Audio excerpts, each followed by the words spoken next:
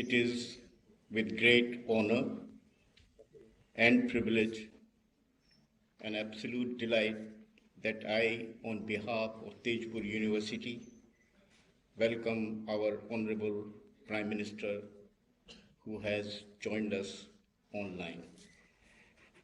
It is a very momentous occasion in the 27-year-long history of Tejpur University that a Prime Minister, a visionary leader who has instilled a sense of pride in being Indian and has captured the imagination of the world community is here to bless the awardees on this auspicious occasion.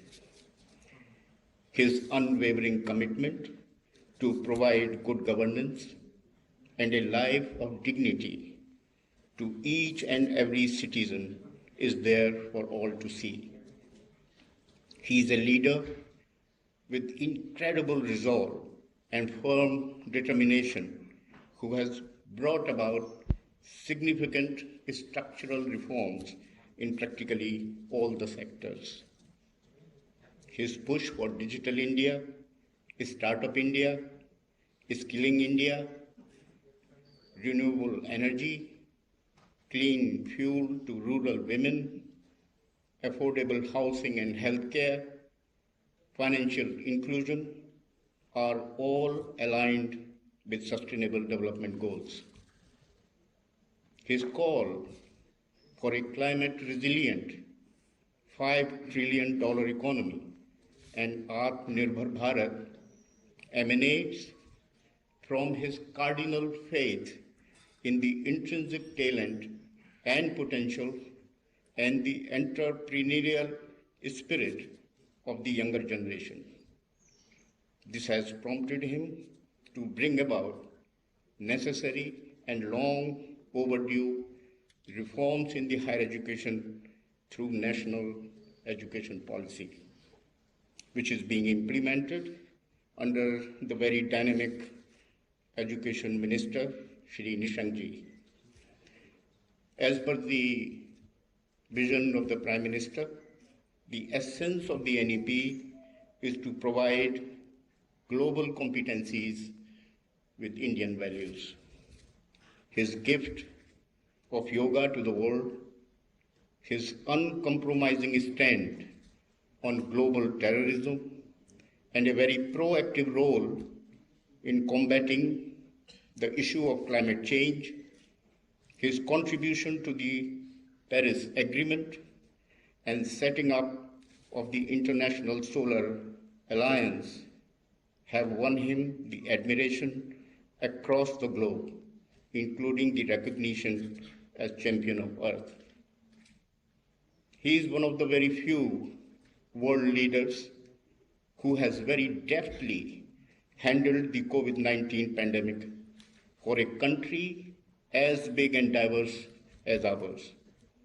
His gesture to provide assistance to other countries during the pandemic, born out of his inner goodness and his concern for those in need, has earned him a lot of goodwill internationally. Hailing from a very humble background, he has risen to become one of the finest leaders the world has seen. His life's journey thus far has been a story of inspiration for all of us. We all would do well to emulate his discipline, work ethic, courage of conviction, belief in oneness of humanity, and determination towards one goal, that is the well-being of our nation, a prosperous, modern, and confident India. With these words, I welcome you, sir, once again, and thank you so much for a very gracious presence on this occasion. Thank you, sir.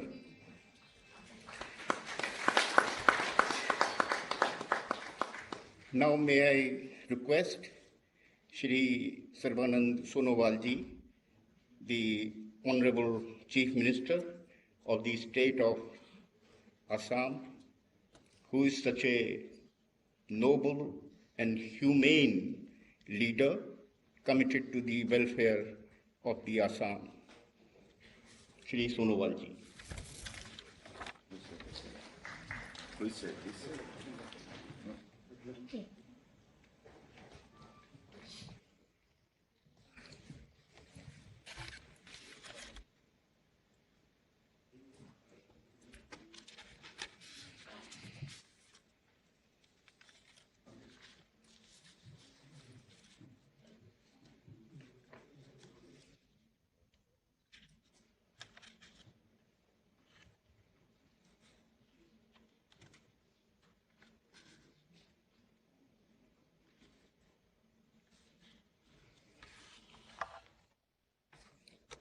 Namaskar.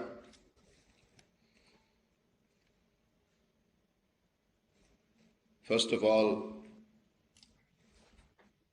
I would like to congratulate you for your outstanding achievement. Today, we have the presence of our most beloved Prime Minister of the country, Sri Narendra Modi ji. His Excellency Governor of Assam and the Chancellor of Tezpur University, Professor Jagdish Mukhi ji, Honorable Indian Minister of Education, Dr. Ramesh Pokhriyal ji, Honorable Minister of State for Education, Sri Sanjay Dhotri ji, Honorable Minister of Education, Government of Assam, Dr. Himanta Biswa Sarma ji, Honorable Member of Parliament from Lok Sabha Tezpur constituency, Sri Pallab Lochhan Das ji, Honorable Vice Chancellor of Tezpur University, Professor V.K. Jain ji, Pro Vice Chancellor Professor Dr. Adike Saikia ji, respected Deans, Register, Head of the Department, distinguished member of Academic Council, faculty members, guests, and my dear graduating students, respected parents, guardians of the students. It is indeed a great pleasure and honor to be amongst you on this momentous occasion of the 18th convocation of Tezpur University. First of all, I extend my heartiest congratulations to all the students of this prestigious institution who are receiving the degrees of today's convocation. Your success is a result of your hard work as well as the effort of your teachers and officers and the sacrifices of your families. In a large measures, it has also been assisted by society, which has contributed to the setting up and maintenance of an institution such as Tezpur University. As such, as you go into the world, a world that needs your services more than ever before, please remember that you need to give back to the society. Dear friends, this prestigious university was established in 1994 as an offshoot of the historic Assam Accord. On this special occasion, I pay my deep tribute to the martyrs of the historic Assam agitation. I also take this opportunity to pay my reverence to all the known and unknown personalities whose visions and perseverance resulted in the establishment of this beautiful university.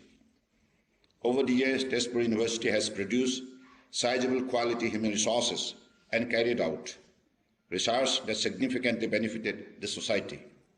This university has also contributed immensely to the preservation and documentation of the linguistic and cultural heritage of the entire northeastern region. Dear friends, as we know, the novel coronavirus pandemic has engulfed the entire world last year. It has posed an unprecedented challenge for mankind. This pandemic is testing humanity's patience and resilience. Uncertainty, instability, and self-doubt had been in the common themes in the life of millions of students during 2020. Dear friends, our country, however, is blessed that during this trying time, we have a leader like Honorable Narendra Modi ji as our Prime Minister, who is leading this battle from the front with obtain courage and determination. Modi's bold and timely decision to call the nationwide lockdown from March 25th was the real stimulus and a boon for us in the fight against COVID-19. The lockdown did not only facilitate effective physical distancing, measures in arresting the virus spread to a considerable extent. It also gave us much needed time to gear up our health infrastructure facilities, medical equipment, and producing trained manpower which have helped us for taking aggressive measures to trace, test, isolate, treat, and preventing spread of coronavirus. I am happy to inform that Assam, under Modi's bold leadership and guidance, has been able to defeat the COVID-19 pandemic with minimum damage. I take this opportunity to congratulate Modi ji for delivering the promise on COVID-19 vaccine. The trust Modi ji has given for Atmanirbhar Bharat has created the platform for our scientists to produce the vaccine. This is a major step towards Make in India and Self-Reliance India's campaign. This indeed is a moment of pride for every Indian. As you know, the Northeastern region is experiencing rapid progress today due to unparalleled political will of Honorable Prime Minister Narendra Modi ji, with significant boost to connectivity and speedy industrialization.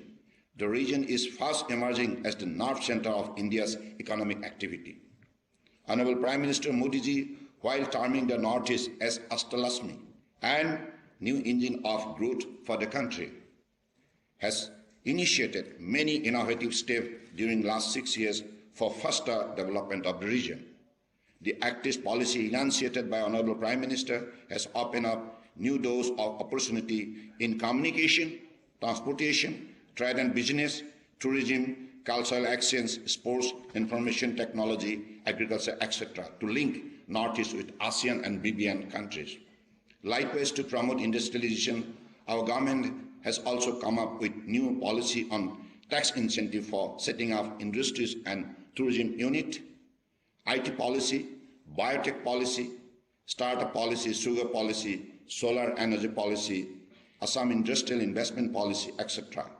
I'm also happy to inform that following the Global Investor Summit organized by the Assam government in February 2018 at Guwahati, 263 MOUs from investor with intent of investment of rupees 79,000 crores were signed, and meanwhile, project worth more than 55,000 crores has already been grounded in public and private sector. We have put significant effort to improve ease of doing business in the state. I am happy to inform you that in encouragement of our relentless efforts to create a supportive startup ecosystem in the state, Assam Startup DNEST, an incubation hub set up at Guwahati by the Department of Industry and Commerce of the state government in association with IIM Kolkata Innovation Park, has been recognized as emerging startup ecosystem during the Startup India Award 2020. It is indeed an encouraging achievement for the youth to take up entrepreneurship in a much larger scale. I therefore urge the graduates of Tezpur University with their innovative ideas, knowledge and skill to join this startup movement to exploit the market potential of the state of Assam, from which we can provide service to 800 million population spread across the northeastern state of India, Bangladesh, Bhutan, Nepal and ASEAN countries. I am happy to inform you that our government will extend full support to the endeavor of the new graduates for setting up industries and startup ventures. I must say that realization of the dream of a new India as envisioned by Honorable Prime Minister is possible only through your committed and dedicated efforts.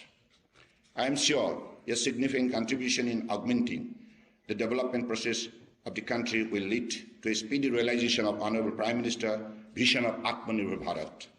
Finally, I would like to remind you that you are among a few fortunate persons who had access to the educational experience at this renowned institution. This experience will reward you throughout your life. You are already awakened to the realities of intense competition and acquired capacity to take advantage of competitive environment. While you may use this capacity to create wealth and welfare for you and for the organization you work for, it is also your bounded duty to strive for welfare of society, for reducing disparity therein, and to empower those who are disadvantaged. I congratulate all the students once again for receiving their degrees in the convocation today. I wish you all success in your future. I would like to end by quoting Mahatma Gandhi. He once said, "Be the sense that you wish to see in this world." So I say to you all, lead the world, be the sense, and make India proud. And really, I am especially thankful to the Vice Chancellors, Jainji, for his very, very important initiative. And মই বিশেষকৈ তেজপুৰ বিশ্ববিদ্যালয় এইখন অসমত প্ৰতিষ্ঠিত আৰু এই বিশ্ববিদ্যালয়ে কম সময়ৰ ভিতৰতে উল্লেখযোগ্য সফলতা অৰ্জন কৰিছে। কেৱল 28 বছৰ বয়সতে এই বিশ্ববিদ্যালয়খন বিশ্বৰ 770 কোটি মানুহৰ দৃষ্টি আকৰ্ষণ কৰিবলৈ সক্ষম হৈছে। গতিকে এই বিশ্ববিদ্যালয় চৌহদে এতিয়া বিশ্বৰ অন্যতম উল্লেখযোগ্য শিক্ষা কেন্দ্ৰ হিচাপে ই নিজৰ পৰিচয় দাঙি ধৰিবলৈ সক্ষম হৈছে। গতিকে আজি যিসকল ছাত্ৰ ছাত্ৰীয়ে আপোনালোকে সফলতাৰে ডিগ্ৰী আজি পাবলৈ সক্ষম হৈছে, আপোনালোকৰ এইখিনি যোগ্যতা দক্ষতাখিনি আগন্তুক দিনত দেশ নিৰ্মাণ কামত আপোনালোকে প্ৰয়োগ কৰিব লাগিব, ৰাষ্ট্ৰ নিৰ্মাণ কামত প্ৰয়োগ কৰিব লাগিব আৰু অসমখনক ভাৰতবৰ্ষৰ অন্যতম শ্ৰেষ্ঠ ৰাজ্য হিচাপে গঢ় দিয়াৰ লক্ষ্যৰে আপোনালোকে উল্লেখযোগ্য বৰঙণি আগবঢ়াব লাগিব।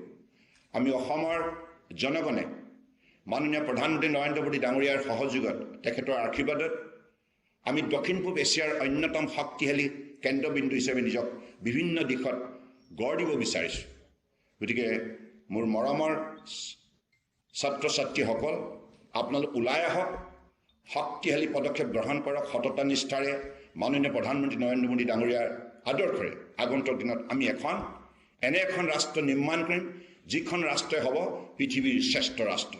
গতিকে এক ভাৰত শ্ৰেষ্ঠ ভাৰত, সেই লক্ষ্যৰে আমি গোটেই ভাৰতবৰ্ষৰ বুকুত বসবাস কৰা জনগণক ঐক্যবদ্ধ কৰি তুলিব লাগিব আৰু শিক্ষাৰ যোগেদি উঠি অহা প্ৰজন্মক শক্তিশালী কৰি তুলিব লাগিব, সমাজ শক্তিশালী কৰি তুলিব লাগিব আৰু এনেধৰণে বিশ্বজয় কৰাৰ লক্ষ্যৰে আমি আগবাঢ়ি যাব লাগিব। ৰূপকুমাৰ জ্যোতিপ্ৰসাদ আগৰৱালাদেৱে বিশ্বজয় কৰাৰ বাবে আমাৰ যুৱ বন্ধুসকলৰ বাবে লক্ষ্য স্থিৰ কৰি গৈছে। গতিকে সেই লক্ষ্যত উপনীত হ'বৰ বাবে মই বিশ্বাস কৰোঁ আপোনালোকে আগন্তুক দিনত যিখিনি আপোনালোকৰ যোগ্যতা দক্ষতা আছে, দৃঢ়তা আছে, সকলো মানৱীয় শক্তি আপোনালোকে শক্তিশালী মানৱ সমাজ ৰাষ্ট্ৰ নিৰ্মাণ কৰাৰ ক্ষেত্ৰত প্ৰয়োগ কৰিব। এইখিনি আশাৰে মই পুনৰবাৰ আপোনালোকক আহ্বান জনাওঁ। ভূপেনদাৰ সেই গুৱাহাটী বিশ্ববিদ্যালয় প্ৰতিষ্ঠা কালত গোৱা গীত জিলিকাব লুইতৰে পাৰ। গতিকে এই লুইতৰ পাৰটো আমি এনেধৰণে আমাৰ শিক্ষাৰ যোগেদি আমি বিশ্বৰ মানচিত্ৰত জিলিকাই তুলিব লাগিব। मैं आज इस अवसर पर परम आदरणीय प्रधानमंत्री जी को हृदय से असम की जनता की तरफ से धन्यवाद देना चाहता हूं। आपने हमें जो मार्गदर्शन दिया, आपके कार्यकाल में जो हमें सहयोग किया, इसकी वजह से आज असम की, सिर्फ असम की ही नहीं, सारे उत्तर पूर्व की, हर प्रदेश की जनता की आत्मविश्वास जाग उठा है। और आपने जैसे हमें लक्ष्य दिया है आत्मनिर्भर भारत निर्माण करने के सिलसिले में, इस लक्ष्य को हासिल करने में हम भी पीछे नहीं रहेंगे। हम आपके नेतृत्व में हम जबरदस्त मेहनत करेंगे और अपने आप को साबित करेंगे कि हम भी किसी से कम नहीं, और आपके नेतृत्व में ही आत्मनिर्भर भारत बनेगा, ये निश्चित है। सबका मन में ये विश्वास जाग उठा है और आपने ये विश्वास जगाने में अभूतपूर्व सफलता प्राप्त किया है। परम आदरणीय प्रधानमंत्री जी, मैं असम का चीफ मिनिस्टर होने के नाते आपको तेजपुर विश्वविद्यालय की इस कैंपस के लिए मैं स्वागत करता हूं और हमारी हर विद्यार्थियों को आप आशीर्वाद दीजिए ताकि वो भी जीवन में मानव समाज की हितों के लिए राष्ट्र निर्माण के सिलसिले में ईमानदारी से काम कर पाए। धन्यवाद। एक ही कथा के कोई I extend my thankfulness to everybody. I conclude my speech. जय असम, जय हिंद।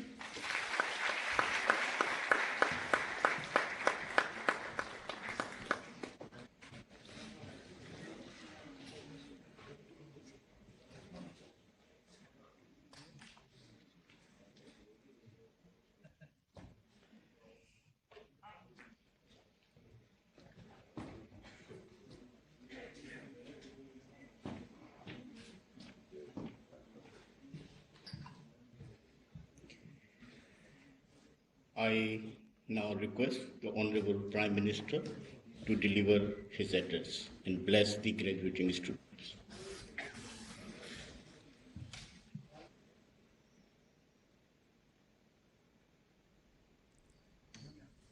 नमस्कार। असम के गवर्नर प्रोफेसर जगदीश मुखी जी,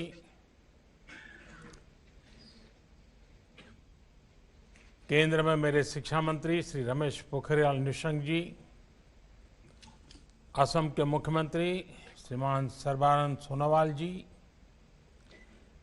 तेजपुर यूनिवर्सिटी के vice chancellor professor VK Jain ji, अन्य फैकल्टी मेंबर्स और तेजपुर यूनिवर्सिटी के तेजस्वी टैलेंटेड मेरे प्यारे स्टूडेंट्स, आज 1200 से ज्यादा स्टूडेंट्स के लिए जीवन भर याद रहने वाला क्षण है। आपके शिक्षक, प्रोफेसर्स, आपके माता पिता के लिए आज का दिन बहुत अहम है। और सबसे बड़ी बात कि आज से आपके करियर के साथ तेजपुर यूनिवर्सिटी का नाम हमेशा के लिए जुड़ गया है। आप आज जितना खुश हैं, उतना ही मैं भी हूं। आज आप अपने भविष्य को लेकर जितनी आशा से भरे हुए हैं, उतना ही मेरा आप सब पर अपार विश्वास है। मुझे भरोसा है कि आपने तेजपुर में रहते हुए तेजपुर यूनिवर्सिटी में जो सीखा है, वो असम की प्रगति को, देश की प्रगति को गति देगा, नई ऊंचाई देगा। साथियों, इस भरोसे की कई वजह भी हैं। पहला, तेजपुर का यह ऐतिहासिक स्थान, इसके पौराणिक इतिहास से मिलने वाली प्रेरणा। दूसरा, तेजपुर विश्वविद्यालय में आप जो काम कर रहे हैं, वो मुझे बताया गया है कि वो बहुत ही उत्साह जगाता है। और तीसरा,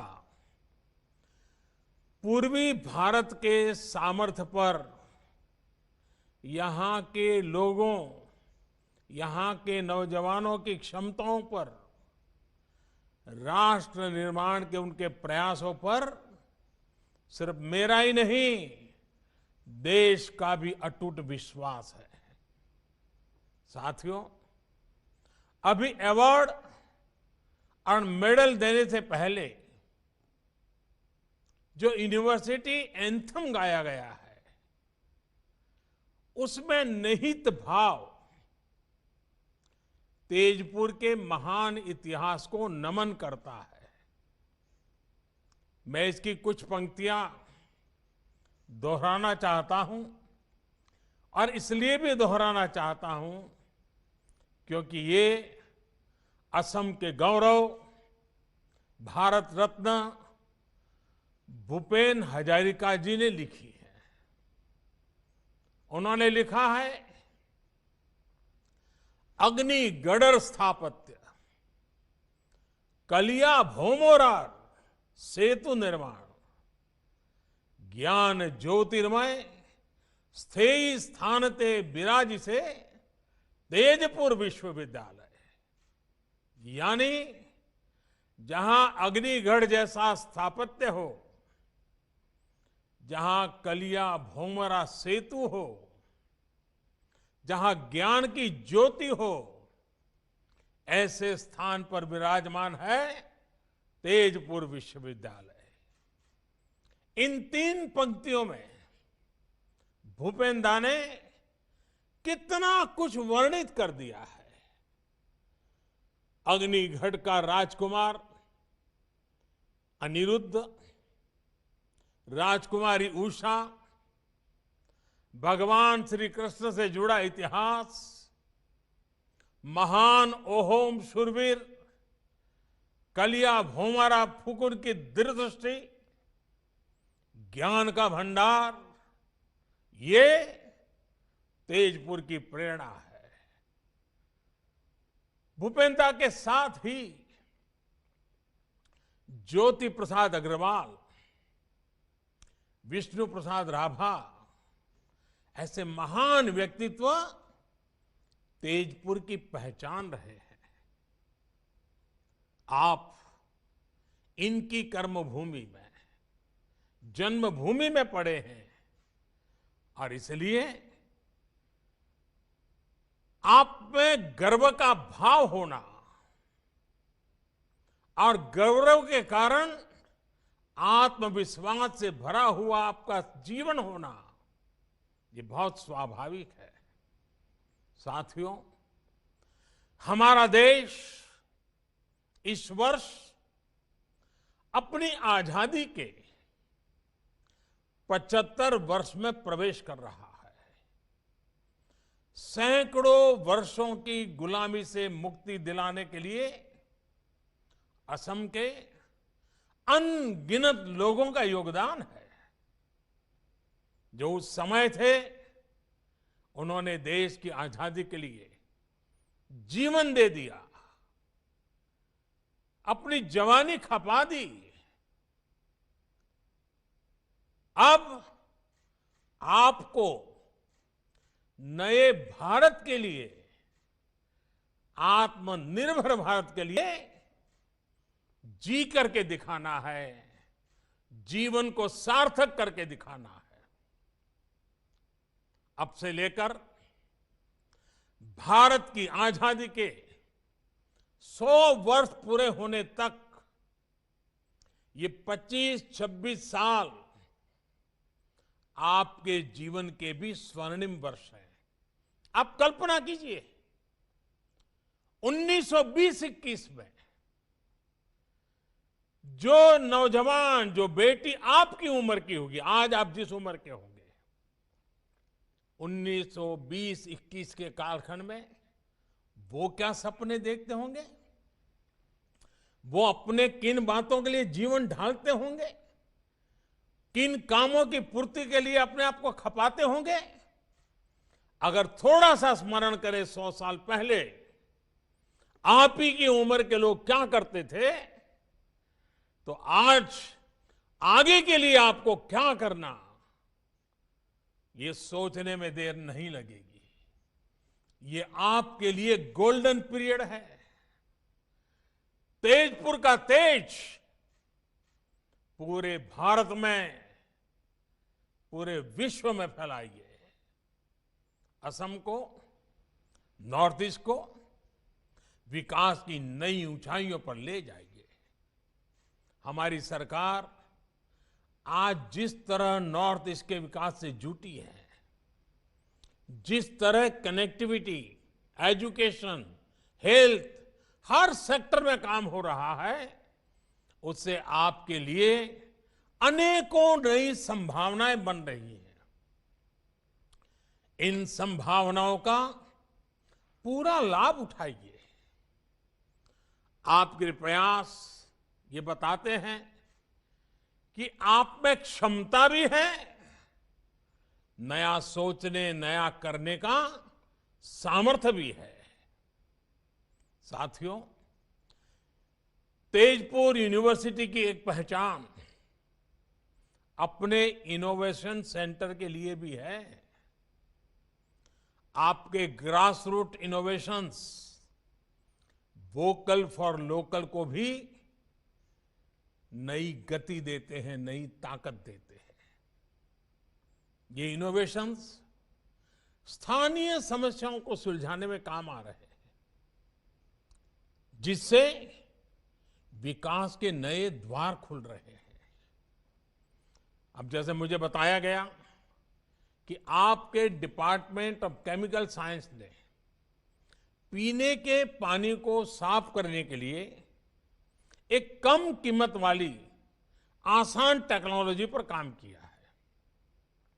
इसका लाभ असम के अनेक गांवों को हो रहा है। बल्कि मुझे तो ये बताया गया कि अब ये नई टेक्नोलॉजी छत्तीसगढ़ में, उड़ीसा में, बिहार में, कर्नाटक, राजस्थान जैसे राज्यों तक भी पहुंच रही है। मतलब ये आपकी कीर्ति पताका फैल रही है। भारत में इस प्रकार की टेक्नोलॉजी के विकास से हर घर जल पहुंचाने का जल जीवन मिशन को जो सपना है उसको एक सशक्तिकरण होगा। साथियों, पानी के अलावा गांवों में वेस्ट टू एनर्जी, कचरे से कंचन, इसमें बदलने का जो बीड़ा आपने उठाया है उसका प्रभाव भी बहुत बड़ा है। फसलों के अवशेष हमारे किसानों और हमारे पर्यावरण दोनों के लिए बड़ी चुनौती है। बायोगैस और ऑर्गेनिक फर्टिलाइजर से जुड़ी एक सस्ती और प्रभावी टेक्नोलॉजी को, उसको लेकर जो काम आप अपनी यूनिवर्सिटी में कर रहे हैं, उससे देश की एक बहुत बड़ी समस्या हल हो सकती है। साथियों, मुझे ये भी जानकारी दी गई है कि तेजपुर यूनिवर्सिटी नॉर्थ ईस्ट की बायोडायवर्सिटी और रिच हेरिटेज को संरक्षित करने का भी अभियान चला रही है। नॉर्थ ईस्ट के आदिवासी समाज की वो भाषाएं जिन पर विलुप्त होने का खतरा है, उनको डॉक्यूमेंट करना बहुत सराहनीय काम है। इसी तरह संत श्रीमंत शंकरदेव जी की जन्मभूमि नौगांव के बाताद्रव स्थान में सदियों पुरानी लकड़ी पर उकेरी गई कला का, उसका प्रिजर्वेशन हो, या फिर गुलामी के कालखंड में लिखी गई असम की किताबों और पेपर्स का डिजिटीकरण हो, आप वाकई इतने विविध कामों पर लगे हुए हैं। कोई भी इसको सुनेगा उसको गर्व होगा कि इतना दूर हिंदुस्तान के पूर्वी छोर पर तेजपुर में ये तपस्या हो रही है, साधना हो रही है। आप वाकई कमाल कर रहे हैं। साथियों, मैंने जब इतना कुछ जाना तो मन में ये सवाल भी आया कि स्थानीय विषयों पर, स्थानीय आवश्यकताओं पर इतना काम, इतनी रिसर्च करने की प्रेरणा आपको कहां से मिलती है? इसका जवाब भी तेजपुर यूनिवर्सिटी कैंपस में ही है। अब जैसे आपके हॉस्टल्स चराईदेव, नीलांचल, कंचनजंगा, पटकाई, धानसिरी, सुबनसिरी, कोपिली, ये सभी पर्वतों, चोटियों और नदियों के नाम पर है। और ये सिर्फ नाम नहीं है, ये जीवन की जीती जागती प्रेरणा भी है। जीवन यात्रा में हमें अनेक मुश्किलों, अनेक पर्वतों का सामना करना पड़ता है, कई नदियों को पार करना पड़ता है। एक बार का काम नहीं होता। आप एक पर्वत चढ़ते हैं तो फिर दूसरे की तरफ बढ़ते हैं। हर पर्वतारोहण के साथ आपकी जानकारी भी बढ़ती है, आपका एक्सपर्टाइज भी बढ़ती है और नई चुनौतियों को लेकर आपका पर्सपेक्टिव तैयार हो जाता है। इसी तरह नदियां भी हमें बहुत कुछ सिखाती है। नदियां कई सहायक धाराओं से मिलकर बनती हैं और फिर समंदर में मिल जाती है। हमें भी जीवन में अलग अलग लोगों से ज्ञान लेना चाहिए, सीखना चाहिए और उस सीख के साथ आगे बढ़ते हुए अपने लक्ष्य को प्राप्त करना चाहिए। साथियों, जब आप इसी अप्रोच के साथ आगे बढ़ेंगे तो असम, नॉर्थ ईस्ट देश के विकास में अपना योगदान दे पाएगा। आपने देखा होगा कोरोना के इस काल में आत्मनिर्भर भारत अभियान हमारी वोकैबुलरी का अहम हिस्सा हो चुका है। हमारे सपनों के अंदर वो घुल मिल गया है। हमारा पुरुषार्थ, हमारे संकल्प, हमारी सिद्धि, हमारे प्रयास, सब कुछ उसके इर्द गिर्द हम अनुभव कर रहे हैं। लेकिन आखिर ये अभियान है क्या? आखिर बदलाव क्या हुआ रहा है? क्या ये बदलाव सिर्फ रिसोर्सेज में है? क्या ये बदलाव सिर्फ फिजिकल इंफ्रास्ट्रक्चर में है? क्या ये बदलाव सिर्फ टेक्नोलॉजी में है? क्या बदलाव सिर्फ बढ़ती इकोनॉमिक और स्ट्रेटेजिक माइट का है? ऐसे हर सवाल का जवाब हाँ में है।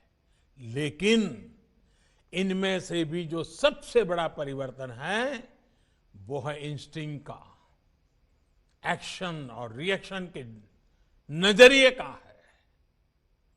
हर चुनौती, हर समस्या से निपटने का हमारे युवा देश का अंदाज, देश का मिजाज अब कुछ हटकर है। इसका एक ताजा उदाहरण तो अभी हमें क्रिकेट की दुनिया में देखा है। आप लोगों में से बहुतों ने भारतीय क्रिकेट टीम के ऑस्ट्रेलिया टूर को फॉलो किया होगा। इस टूर में क्या क्या चुनौतियां हमारी टीम के सामने नहीं आई।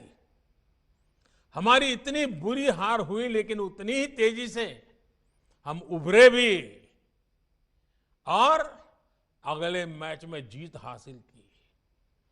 चोट लगने के बावजूद हमारे खिलाड़ी मैच बचाने के लिए मैदान पर डटे रहे। चैलेंजिंग कंडीशंस, इसमें निराश होने के बजाय हमारे युवा खिलाड़ियों ने चैलेंज का सामना किया, नए समाधान तलाशे। कुछ खिलाड़ियों में अनुभव जरूर कम था लेकिन हौसला उतना ही बुलंद दिखा। उनको जैसे ही मौका मिला उन्होंने इतिहास बना दिया। एक बेहतर टीम को अपने टैलेंट और अपने टेम्परामेंट में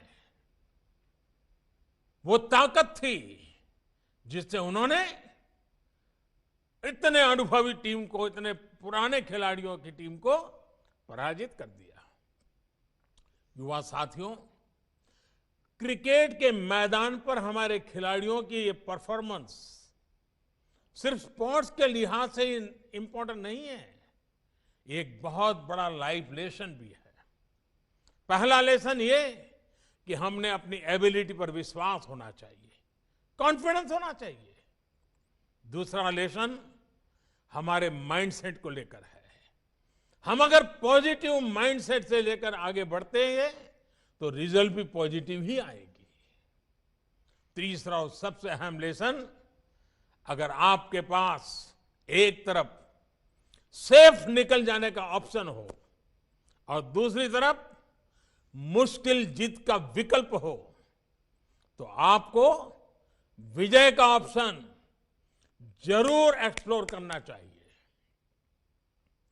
अगर जीतने की कोशिश में कभी कभार असफलता भी हाथ लगे तो इसमें कोई नुकसान नहीं है। रिस्क लेने से, प्रयोग करने से डरना नहीं है। हमें प्रोएक्टिव और फियरलेस होना ही पड़ेगा। हमारे भीतर जो फेल्यूर का डर होता है, हम जो अननेसेसरी प्रेशर अपने ऊपर लेते हैं, उससे जब आप बाहर निकलेंगे तो फियरलेस बनकर उभरेंगे भी। साथियों, हौसले से भरा हुआ अपने लक्ष्यों के प्रति समर्पित भारत सिर्फ क्रिकेट की फील्ड पर दिखता है ऐसा नहीं है। आप भी तो इसी ही एक तस्वीर है। आप आत्मविश्वास से, सेल्फ कॉन्फिडेंस से भरे हैं। आप लीड से हटकर सोचने और चलने में डरते नहीं हैं। आपके जैसे इसी युवा ऊर्जा ने कोरोना के खिलाफ अपनी लड़ाई में ही भारत को बहुत मजबूती दी है। आपको याद होगा, इस लड़ाई की शुरुआत में ऐसी आशंकाएं जताई गई थी कि इतनी बड़ी आबादी वाला भारत रिसोर्सेज के अभाव में कोरोना से तबाह हो जाएगा। लेकिन भारत ने दिखाया कि रिजॉल्व और रेजिलियंस अगर आपके पास है तो रिसोर्सेज तैयार होते देर नहीं लगती। भारत ने यही किया। भारत ने हालत से समझौता करने के बजाय मुसीबत बढ़े इसका इंतजार करने के बजाय तेजी से फैसले लिए, प्रोएक्टिव होकर फैसले लिए। इसी का परिणाम है कि भारत वायरस से ज्यादा प्रभावी रूप में बढ़ पाया, प्रभावी रूप से लड़ पाया। मेड इन इंडिया सॉल्यूशन से हमने वायरस के फैलाव को कम किया, अपने हेल्थ इंफ्रा को बेहतर किया। अब हमारे वैक्सीन से जुड़ी रिसर्च और प्रोडक्शन की क्षमता भारत के साथ साथ दुनिया के अनेक देशों को सुरक्षा कवच का विश्वास दे रही है। अगर हम अपने वैज्ञानिकों, अपने रिसर्चर्स, अपने स्कॉलर्स, अपने साइंटिस्ट, अपनी इंडस्ट्री की ताकत पर भरोसा ना करते तो क्या ये सफलता संभव हो पाती? और साथियों, सिर्फ हेल्थ सेक्टर ही क्यों, हमारा डिजिटल इंफ्रास्ट्रक्चर ही लीजिए। अगर हम भी ये मानकर बैठ जाते कि भारत में लिटरेसी के अभाव में डीबीटी, डायरेक्ट बेनिफिट ट्रांसफर और डिजिटल लेन देन संभव नहीं है, तो क्या कोरोना जैसे संकट में सरकार गरीब से गरीब तक इतने प्रभावी ढंग से पहुंच पाती? आज जिस फिनटेक में, डिजिटल इंक्लूजन में हम दुनिया के अग्रणी देशों में शामिल हैं, वो क्या कभी संभव हो पाता? आज का भारत समस्या के समाधान के लिए एक्सपेरिमेंट से भी नहीं डरता और बड़े स्केल पर काम करने से भी पीछे नहीं हटता। सबसे बड़ा बैंकिंग इंक्लूजन अभियान भारत में हो रहा है। टॉयलेट बनाने का सबसे बड़ा अभियान भारत में। हर गरीब परिवार को घर देने का अभियान भारत में। घर घर जल पहुंचाने का सबसे बड़ा अभियान भारत में। सबसे बड़ी हेल्थ एश्योरेंस स्कीम भारत में। और अब सबसे बड़ा टीकाकरण अभियान भी भारत में। इन सब का बहुत बड़ा लाभ नॉर्थ ईस्ट को हुआ है, असम के लोगों को हुआ है। ऐसे कार्यक्रम तभी चल सकते हैं जब देश और समाज आत्मविश्वास से भरा हो। देश यथास्थिति को बदलने के लिए, इनोवेट करने के लिए पूरी शक्ति लगा रहा हो। साथियों, आज जिस प्रकार दुनिया में,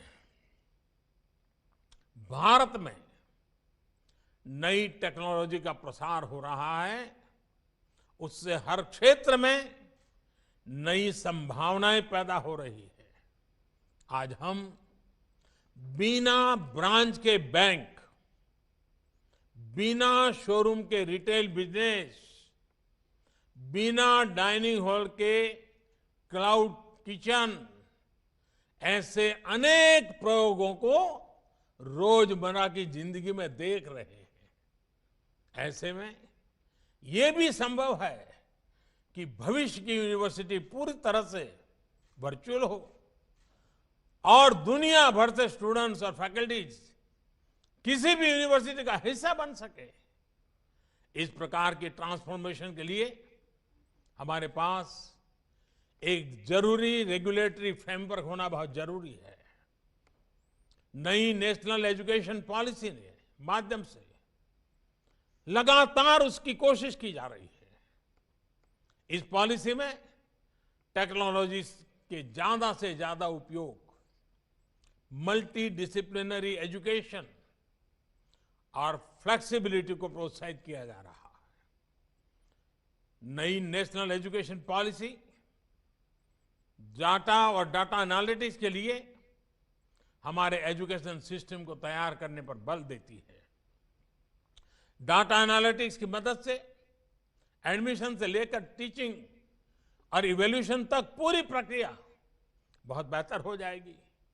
मुझे विश्वास है कि Tezpur university national education policy के इन लक्ष्यों को सिद्ध करने में अहम भूमिका निभाएगी। मुझे तेजपुर यूनिवर्सिटी के ट्रैक रिकॉर्ड और उसके सामर्थ्य पर पूरा भरोसा है और मैं अपने स्टूडेंट साथियों को ये बात विशेष तौर पर कहूंगा कि जब आपकी फॉर्मल एजुकेशन पूरी होती है तो आप सिर्फ अपने फ्यूचर के लिए नहीं बल्कि राष्ट्र के फ्यूचर के लिए काम करते हैं।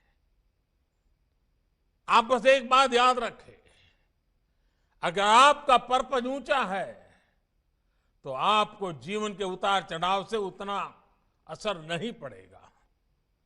आपके जीवन के आने वाले 25-26 साल आपके कैरियर के साथ साथ देश के भाग्य को भी तय करने वाले हैं। मुझे विश्वास है कि आप सभी देश को नई ऊंचाई पर पहुंचाएंगे। 2047 जब देश आजादी का 100 साल मनाता होगा तो यही 25-26 साल का कालखंड आपके योगदान से, आपके पुरुषार्थ से, आपके सपनों से भरा हुआ होगा। कल्पना कीजिए आजादी के शतक में आपके 25 साल कितना बड़ा रोल पैदा करने वाले हैं। आइए साथियों, अपने आप को उन सपनों के लिए सज्ज कीजिए। चल पड़े, संकल्प के साथ चल पड़े, सपनों को लेकर चल पड़े, सिद्धि पाने के मकसद से निकल पड़े। देखिए जीवन सफलताओं की एक एक ऊंचाई को पार करता जाएगा। आज के इस पवित्र अवसर पर आपके परिवारजनों को, आपके शिक्षक जगत को, आपकी सभी फैकल्टीज को, आपके सपनों को, सबको बहुत बहुत शुभकामनाएं देता हूं। अनंत अनंत शुभकामनाएं देता हूं। बहुत बहुत आभार।